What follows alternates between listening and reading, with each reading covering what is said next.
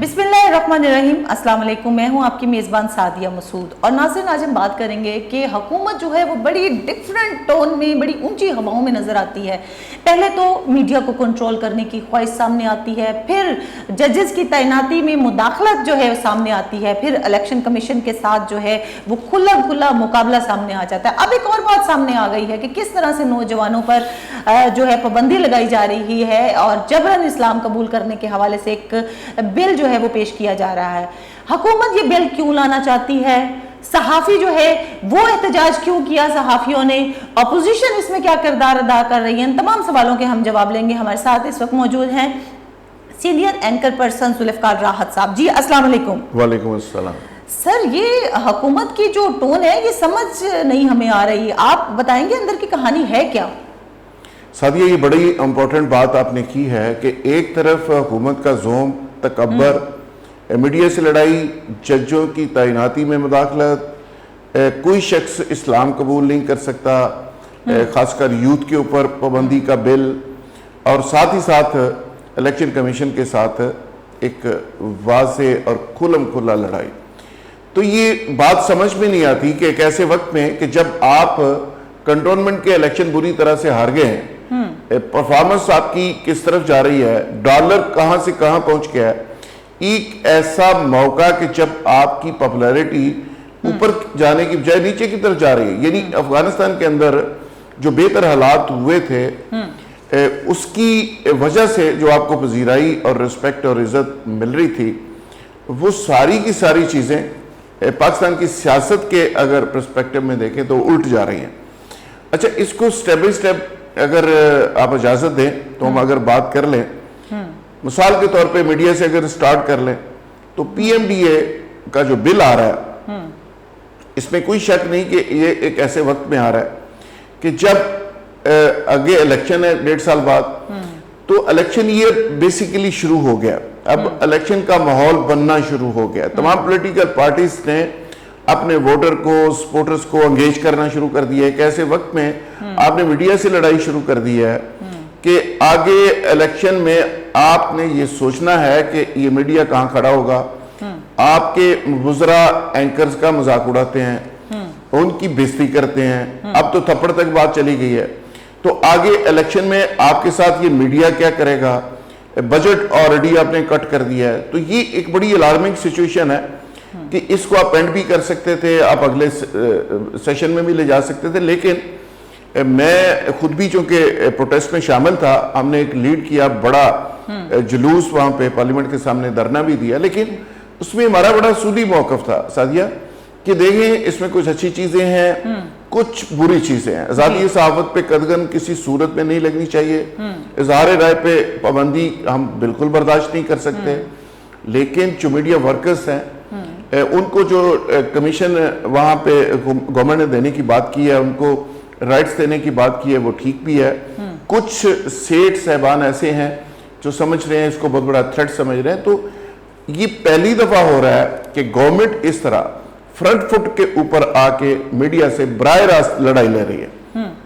Sir, क्या media के साथ इस तरह से लड़ाई करनी चाहिए? क्योंकि मीडिया तो देखें एक सहाफत आवाज है जो उठ कर जाती है, और आज तक अगर देखा जाए तो सहाफियों ने अपना खून बहाया है, इस मुल्क के लिए बहाया है, दूसरे मुल्क की आके बातें नहीं की हैं। तो आज तो हुकूमत ने एक तारीख रकम करके रख दी है, प्रेस गैलरी को जो बंद कर दिया है। आप आगे जाके इन फ्यूचर इन सब चीजों को किस तरह से देखते हैं? आप कहती है तारीख रकम कर दी है, ये तारीख इस हवाले से तो है कि भुट्टो साहब के दौर में एक दफा ज़ोरुल्लाह साहब को जब वहां से गिरफ्तार किया था तो प्रेस गैलरी को बंद किया गया था। दूसरी बार अब हुआ है, लेकिन गवर्नमेंट तो उसको रूटीन की बात समझ रही है। गवर्नमेंट नहीं वो कोरोना शरोना का कोई इशू होगा, गवर्नमेंट ये कह रही है, गवर्नमेंट के स्पोक्समैन ये कह रहे हैं। अब देखना ये है कि ये सिर्फ प्रेस गैलरी तक का मामला नहीं है, मामला बहुत आगे का है कि आप मीडिया को रेगुलेट करने जा रहे हैं, मीडिया के लॉज चेंज करने जा रहे हैं, इंडिविजुअल्स को 10 करोड़ और इंस्टीट्यूशन को 25 करोड़ जुर्माना करने जा रहे हैं,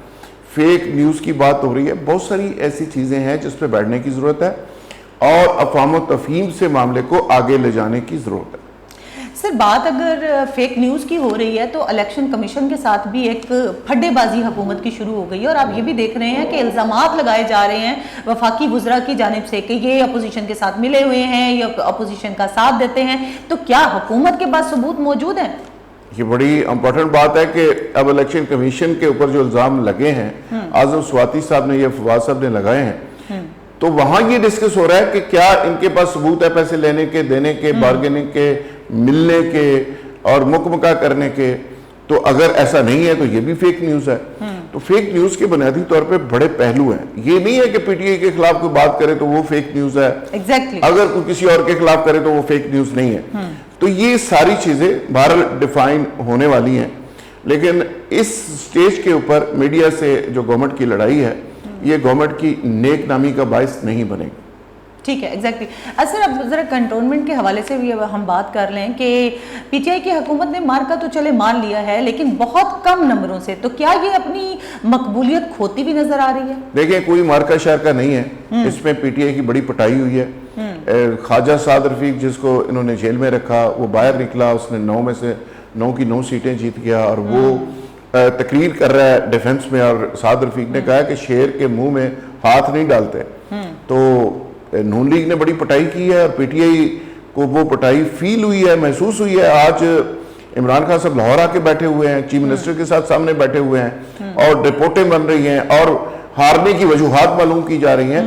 मैं हैरान इस बात पे हूँ कि पीटीआई का ये वतीरा बन गया है कि वो बल्दियाती इलेक्शन हारते हैं तो बाद में पता चलता है, वो जनरल इलेक्शन में उनके साथ कोई हाथ होता है तो बाद में पता चलता है, कोई बड़ा काम होता है तो इमरान खान साहब कहते हैं कि जी मेरी मिसेस ने बताया कि टीवी से पता चला है। तो ये बेखबरी का जो आलम है वो अपोजिशन में तो चलता है, गवर्नमेंट में आप बैठे हुए हैं, 36 एजेंसियां आपके अंडर हैं और वही इन एजेंसीज ने पहले नहीं बताया कि आप हार रहे हो, आपकी कैंडिडेट्स की पोजीशन क्या है। तो जब आप हार जाते हो तो उसके बाद आप फ्रस्ट्रेशन में चले जाते हो।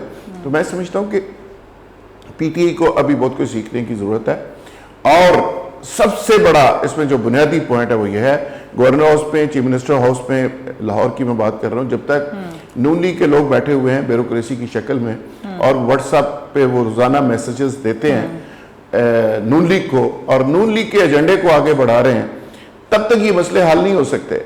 आप पब्लिकली इंप्रेशन ही जो है वो नून लीग के हक में दे रहे हैं, अपॉइंटमेंट्स उनके मुताबिक हो रही हैं, पोस्टिंग ट्रांसफर उनके मुताबिक हो रही है, मीडिया मैनेजमेंट उनके मुताबिक हो रही है। तो ये चीज़ें इस तरह अगर चलती रही तो इमरान खान साहब घाटे में रहेंगे और अगले इलेक्शन में एक दूसरे से पूछते हुए नजर आएंगे कि हमारे साथ हुआ क्या, मुश्किलात का सामना हो सकता है। सर अपोजिशन की अगर हम बात करें तो चारों सूबों में इस वक्त उसकी हुकूमत नहीं है, इसके बावजूद पंजाब में बहुत ज़्यादा नशिस्तें इन्होंने हासिल की और दूसरी जानिब अगर हुकूमत की कारकर्दगी की बात की जाए तो ब्यूरोक्रेसी जो है वो इनसे कंट्रोल नहीं होती, ये जो प्राइस कंट्रोल इन लोगों से नहीं हो सके, करप्शन ये नहीं रोक सके, तो फिर क्या लगता है आने वाले वक्त में बुज़दार साहब को हम जाते हुए देख रहे हैं?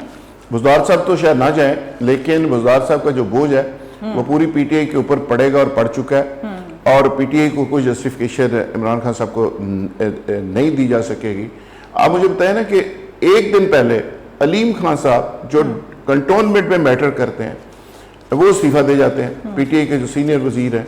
भाई आपके तो घर के अंदर हालात ये हैं, उनके इस्तीफे से जो मैसेज किया है वो बड़ा खौफनाक गया है और ये बात पता नहीं पीटीआई को रियलाइज हुई है कि नहीं हुई कि अलीम खान जैसे शख्स को वो मुतमईन नहीं रख सके और वो पार्टी छोड़ गया और बाकी चीजें जो आपने गिनवा दी हैं वो सारे फैक्टर्स भी हैं।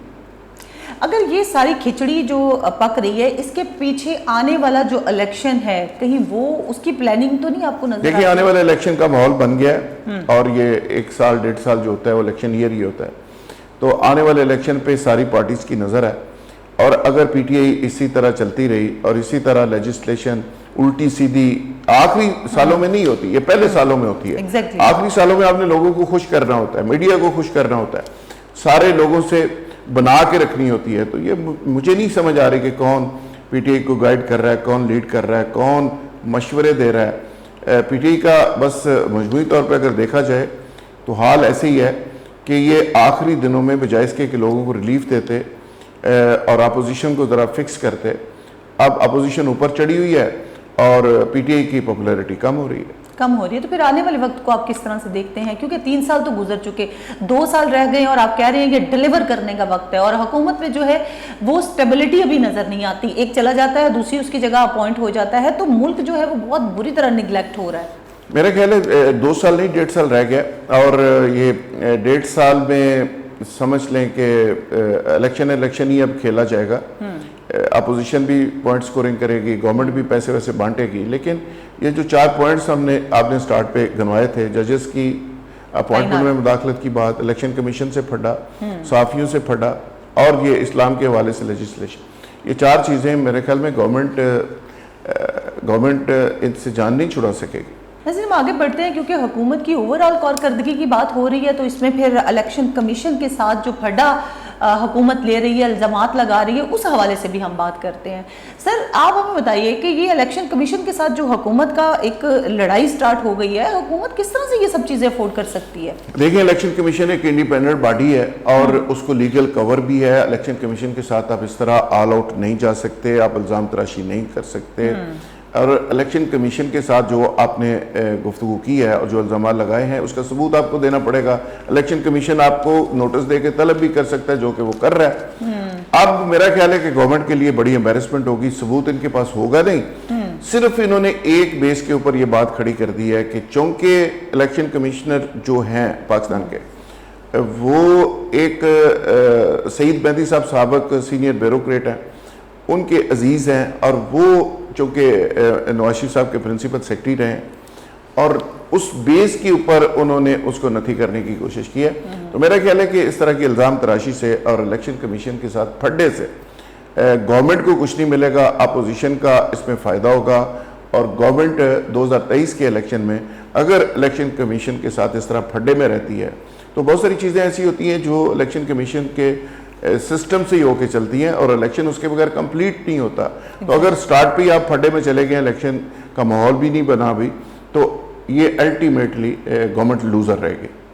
सर, ओवरऑल लगता है ऐसे जैसे हुकूमत हर चीज़ को अपने शिकंजे में करना चाहती है, अपने कंट्रोल में करना चाहती है। अब जजेस की अगर तैनाती का मामला देखा जाए तो उसमें भी हुकूमत जो है वो मुदाखलत कर रही है। इससे अगर हम आगे बढ़ते हैं तो एक नया बिल जो है वो मुतारिफ करवाने की कोशिश कर रही है, नौजवानों पर पाबंदी लगाने की कोशिश की जा रही है। और जब ये हुकूमत आती है तो नौजवानों को आज़ादी का मंशूर लेकर आती है कि हर बंदे को अपनी आज़ादी के साथ जीने का हक है। ये किस किस्म का बिल है, इस पर ज़रा आप तफसील से रोशनी डालिए। देखिए, पहले तो मुख्तसर बात कर लेते हैं जजेस की तैनाती की। जजेस की तैनाती का मामला ऑलरेडी सेटल्ड है और बड़ा सेंसिटिव इशू है। जजेस अगर ठीक नहीं होंगे, उनकी तैनाती का अमल ठीक नहीं होगा, शफाफ नहीं होगा, तो ये मुल्क का निज़ाम नहीं चल सकता, इंसाफ का निज़ाम नहीं चल सकता। जब इंसाफ का निज़ाम मुतासर होगा तो फिर मुल्क नहीं चल सकता। जिस मुल्क के अंदर इंसाफ ना हो तो आपको पता है कि वहाँ पे फिर क्या हालात होते हैं, ना इन्वेस्टमेंट आती है, ना मुल्क चलते हैं, ना वो मुल्क ग्रो करते हैं। तो इंसाफ का हसूल बड़ा ज़रूरी है, इंसाफ सस्ते दामों में मिलना बड़ा ज़रूरी है, बर वक्त मिलना बड़ा ज़रूरी है। तो इसके लिए तमाम स्टेक होल्डर्स को बैठ के एक मैकेनिज़्म बनाना चाहिए। गवर्नमेंट के ऊपर ये जो बात आ रही है ये किसी सूरत में नहीं आनी चाहिए, क्योंकि ये पॉलिटिकल लोग होते हैं। पॉलिटिकल लोगों को इन सारी चीज़ों से बच के चलना पड़ता है। आखिरी बात बड़ी इंपॉर्टेंट आपने की कि अब एक लेजिस्लेशन हो रही है जिसपे टॉक शोज हो रहे हैं, सोशल मीडिया के अंदर टॉप ट्रेंड है कि नौजवान और यूथ इस्लाम कबूल नहीं कर सकते और उसका एक प्रोसेस बनाया जा रहा है कि वो सेशन जज को पहले दरखास्त देंगे, 90 दिन तक पता नहीं उनकी मॉनिटरिंग होगी, वो मुख्तलिफ मज़ाहब को स्टडी करेंगे और उसके बाद फिर आएंगे, फिर टेस्ट देंगे, टेस्ट के बाद वो करेंगे। तो ये देखें ये क्यों, पहले तो मैं इस पर कमेंट करने से पहले कहना चाहूँगा ये क्यों किया जा रहा है। ये इसलिए किया जा रहा है कि रियासत पाकिस्तान ने शायद महसूस किया है, हालांकि रियासत मदीना ये कहलवाती है, इन्होंने महसूस किया है कि कुछ कादियानियों को मुसलमान किया गया माजी के अंदर, तो वो इंटरनेशनल एक खबर बनी। फिर सिख एक लड़की का वाक़या आया, फिर हिंदू लड़कियां सिंध के अंदर उनको मुसलमान किया गया, तो वो एक इंटरनेशनल खबर बनी और पाकिस्तान की बड़ी एम्बेरसमेंट हुई। अच्छा, ये इस तरह के इक्का दुक्का सादिया मामला हो जाते हैं, लेकिन उसको बुनियाद बना के आप इस्लाम की तरवीज पे, इस्लाम के फैलने के ऊपर अगर पाबंदी लगा देंगे तो ये बहुत बड़ा डिज़ास्टर होगा। पाकिस्तान की अक्सरियत मजहबी लोग हैं यहाँ पे, तो तरीके लबैक आपको पता है कि खादिम रिजवी साहब का जनाजा तारीख का सबसे बड़ा जनाजा होता है। यहाँ तो इस्लाम के नाम पे लोग कट मरते हैं, लोग बर्दाश्त ही नहीं कर सकते, आका दो जहां के नाम पे लोग कट मरते हैं। तो ये बड़ा सेंसिटिव इशू है, इसको टेकअप करने से पहले गवर्नमेंट को 1000 बार सोचना चाहिए कि गवर्नमेंट कर क्या रही है। मेरा ख्याल है ये सारे जो इक़दाम शादी गवर्नमेंट कर रही है बड़े बड़े अनपॉपुलर हैं। ये पॉलिटिकली इनकी मौत है। किसी सियासी जमात की लिए ये सारे इक़दाम, वो जजेस की तैनाती का फड्डा हो, वो इलेक्शन कमीशन से लड़ाई हो, वो मीडिया से लड़ाई हो, या वो इस्लाम के हवाले से ये लेजिस्लेशन इस तरह की हो, वो सारी की सारी किसी सियासी पार्टी के लिए, सियासी लोगों के लिए, सियासी ग्रोह के लिए वो मौत हो सकती है, पॉलिटिकली मौत, और वो इनकी नेक नामी में इजाफा का बायस किसी सूरत में नहीं हो सकती। लिहाजा इमरान खान साहब को, उसके थिंक टैंक्स को, पार्टी के लोगों को सोचना होगा कि वो क्या करने जा रहे हैं, और ये इलेक्शन में उनको इन सारी बातों का जवाब देना पड़ेगा। सर, अब ये देखें कि ये मामला जो है वो बहुत ज़्यादा सेंसिटिव है, और इस्लाम के हवाले से अगर बात की जाए तो क्या खुद से हम कोई कानून ऐड कर सकते हैं? इस तरह से हमारे मुल्क के अंदर एक खाना जंगी सी की सूरत अख्तियार कर सकता है, और इंटरनेशनली जो पाकिस्तान का इमेज है उसको आप किस तरह से देखते हैं? देखें, ये हमारे आइन के अंदर ये लिखा हुआ है कि कोई कानून ऐसा नहीं बनेगा जो इस्लाम की रूह के मुतसादम।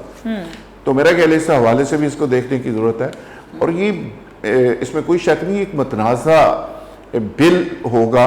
और अभी तो मीडिया रेगुलेटरी बिल के ऊपर लैदे हो रही है, बात हो रही है, कंसल्टेशन हो रही है, तो इसके बाद उसके ऊपर ये चीज़ें आएंगी। अब देखते हैं कि उसके बाद नतीजा क्या निकलता है। लेकिन पॉलिटिकली मैं ये कह रहा हूँ कि गवर्नमेंट को इसका फ़ायदा नहीं होगा। गवर्नमेंट शायद इस जोम में है कि अदारे उनके साथ हैं, पाकिस्तान के इंस्टीट्यूशन साथ हैं, तो लिहाजा उन्हें कोई परवाह नहीं। तो ये जोम और तकबर जो है ये ख़त्म हो जाया करता है। आपको पता है, अदारे फिर साथ नहीं भी रहते, तो पॉलिटिकल लोगों को पॉलिटिकल फैसले करने चाहिए। जी, बहुत बहुत शुक्रिया प्रोग्राम में वक्त देने के लिए। आज के प्रोग्राम में इतना ही, कल दोबारा मुलाकात होगी एक नए टॉपिक के साथ। अपना ख्याल रखिएगा। अल्लाह हाफिज़।